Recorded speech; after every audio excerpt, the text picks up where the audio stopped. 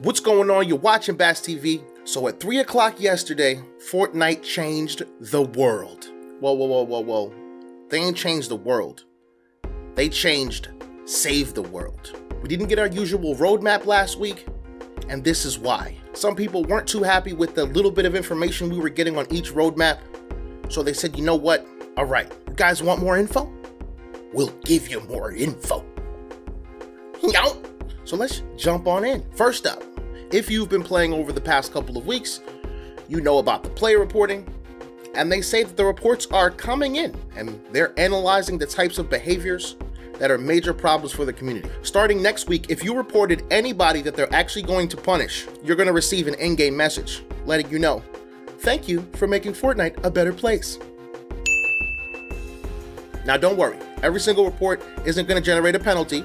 It's more geared towards serial offenders, and they say the penalties will range from warnings to escalating bans, all the way up to a perma-ban, and they'll continue to refine this feature. Leechers, beware! Next up, Canny Valley. We are happy to announce that the Canny Valley campaign, as well as a new biome, are landing in the near future. Now, honestly, I would have been more excited if I wasn't already in Twine, but I can honestly say that I am going to enjoy seeing what the story is. I wonder what they'll do for people like me that are already in Twine. I'm thinking the biome may look a little bit like our last Survive the Storm event, just because I see all these cactuses. Cacti?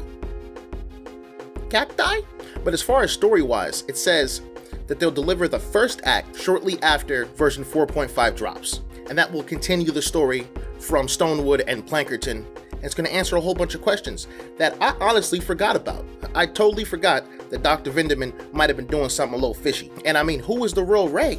Has it been so long that I forgot the whole story? What do you mean, who's the real Ray? This will be a nice refresher. Now we're really getting into it.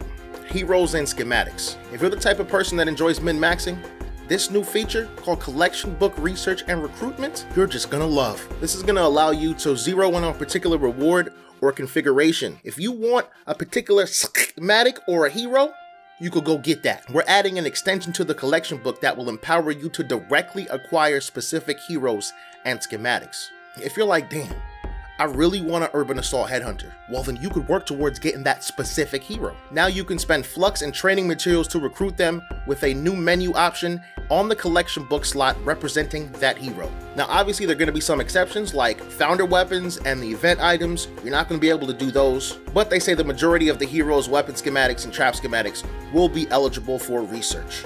And it doesn't matter if you have them already or not. Like if you want 2 Urban Assault Headhunters, want a main one, and throw one in the support slot, you can still go get another one if you want one. And as far as when that's dropping, they say they hope that the feature will be available in version 4.5. Oh my gosh, that's crazy because we're on 4.4 right now. Oh, that is a big change. Fortnite will not be the same after that. And we're not done. Along with the whole research and recruiting thing for your heroes, weapons, traps, all of that, right? You've got collection book unslotting. Every single person who has loaded up Save the World has accidentally slotted something they did not want to in the collection book. Check it out. In update 4.5, we're also planning to provide a mechanism to unslot items from the collection book for a nominal fee of 20 V-Bucks to deter exploitive behavior. I mean, I understand that. They don't want you putting stuff in the collection book just to get the rewards and then taking it back out. I mean, people are probably still gonna do that, but 20 V-Bucks, they're like, okay, if you want to do this, you're going to have to spend 20 V-Bucks. I understand.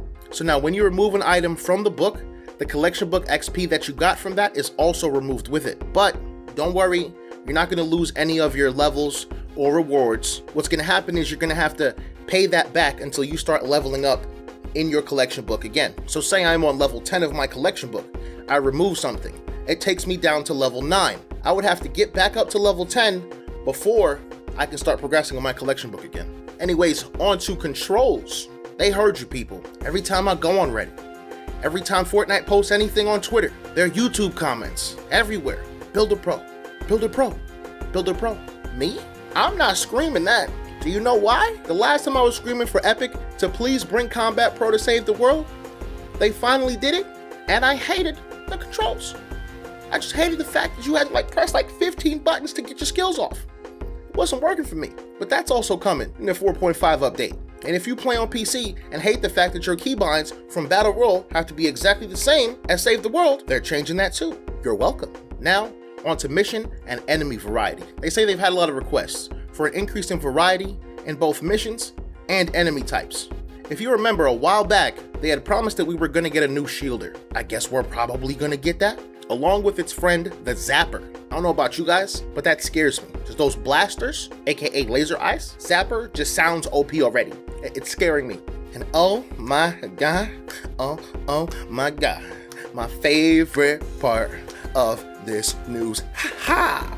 Challenge the Horde, baby, aka Horde Bash. Mons, for some reason, did not play not 1 second of Horde Bash. I was playing while the event was going on. I did get the llamas, I believe it was the scavenger llamas at that time, but I never played not 1 minute of Horde Bash, and I regret that so much. So if you weren't around last time for Horde Bash, basically you pre-build the base, you're going in with 4 other people as normal.